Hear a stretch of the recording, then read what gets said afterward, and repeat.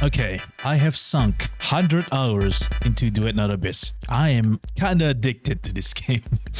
So, I managed to reach trial rank 56 and I managed to get Intron 6 on my Lin, and I'm almost Intron 6 on my Berenica. And before someone said, getting Intron 6 on Lady Nightfall or Lisbel is so much better, why are you wasting your secret letters on Berenica? I don't give a I don't give a damn about that. I love Berenica and I do whatever I want with my secret letters. One of the best character in this game. She's so fun to play. So anyways, back to the first question earlier. After 100 hours in Duetnightabyss, is it worth it? Short answer, yes and no. The reason I say no, I'll explain that later. But first, let's start off with the story. So we started in Purgatory Island. The story at first was not really mind-blowing. It was just okay. Nothing really special happening. We met Berenica, and then we know that Berenica is the subject number 0 that the Empire has been looking for, and I don't even know the lore behind that. Why is Berenica subject number 0? And then we fought Sybil and we lost. I heard a lot of people said the story is boring and that they just skip everything because the story is just boring. But trust me on this, once you get to Ice Lake region, do not use skip button. Trust me on this, the story is just so good. It's just super good. It's dark. The main plot of this story is about two human races, the Solarians and the Charons. The Solarians are just normal humans. They're just normal humans like us, and the Charons are still human, but Charons are a special type of human. They have horns and they are more sturdier and they're more stronger than the Solarians. But the thing with Charon is once they reach adulthood, they will undergo two phases. They either awaken into daemons, Charons that awaken their ability, their powers, and there's another cases which is extremely rare. They turn into what we call a deteriorator. They completely turn into a savage. They just murder everything in sight. They just turn into a savage monster. There's no cure for that, so the only way to end the deteriorators is just to kill them. Take Psyche for example. She is one of the playable characters, by the way. Just an honest, innocent girl, yet she is a deteriorator. And in the end, we have to end her life because there's no cure for it. And that is the reason why the Solarians hate Charons. They have potential to be a deteriorator, which can be very dangerous. Just go play the story by yourself. Trust me on this, it's just so good.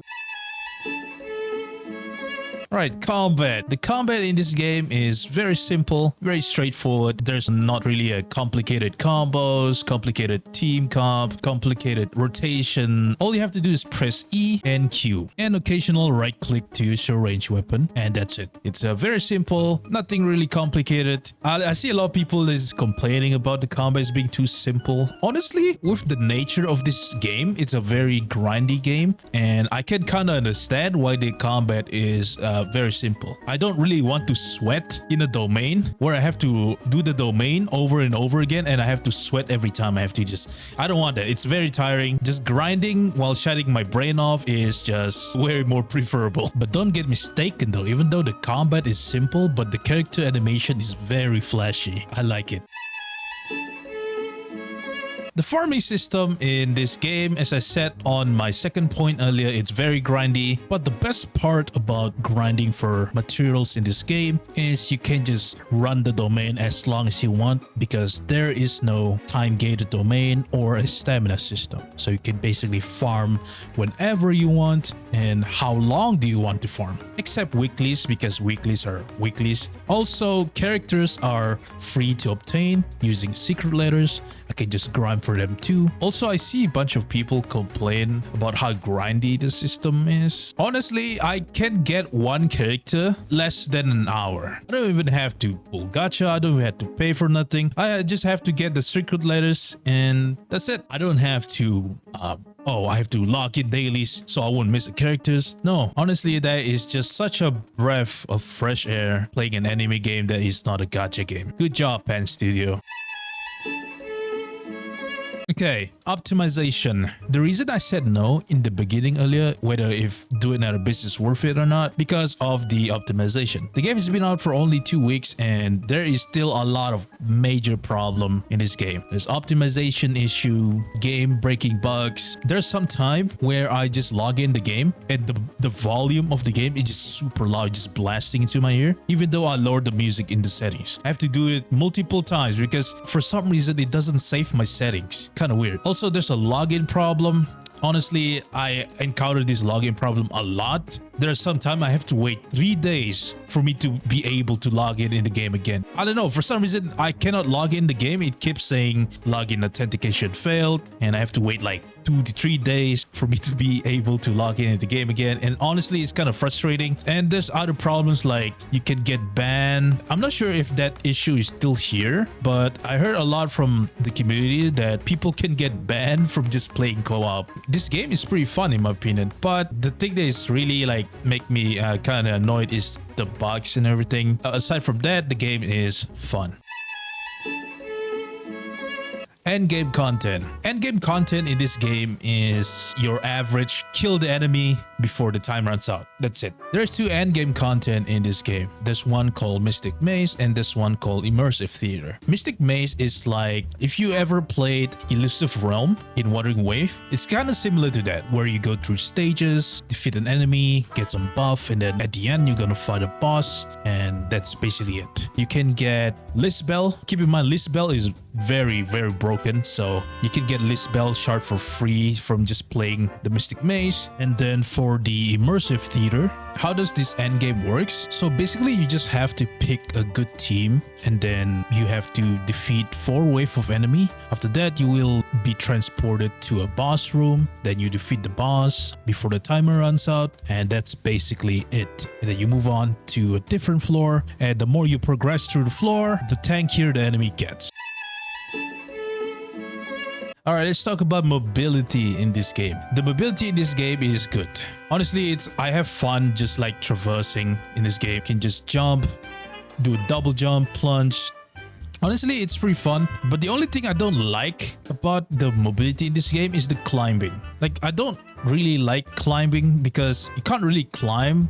It's more like you just spam your space bar. This is another way for me to move quickly around the map. All I have to do is equip a polearm on my character, and what I'm gonna do is I'm gonna go to the demon wedges and I'm gonna pick this piercing ascent. Basically what this will do is if you hold attack, you will launch yourself forward. And the second demon wedge I need to put on my polearm is this swift momentum. Charge attack speed 50%. And then next what I'm gonna put is another attack speed. So what that will look like is this.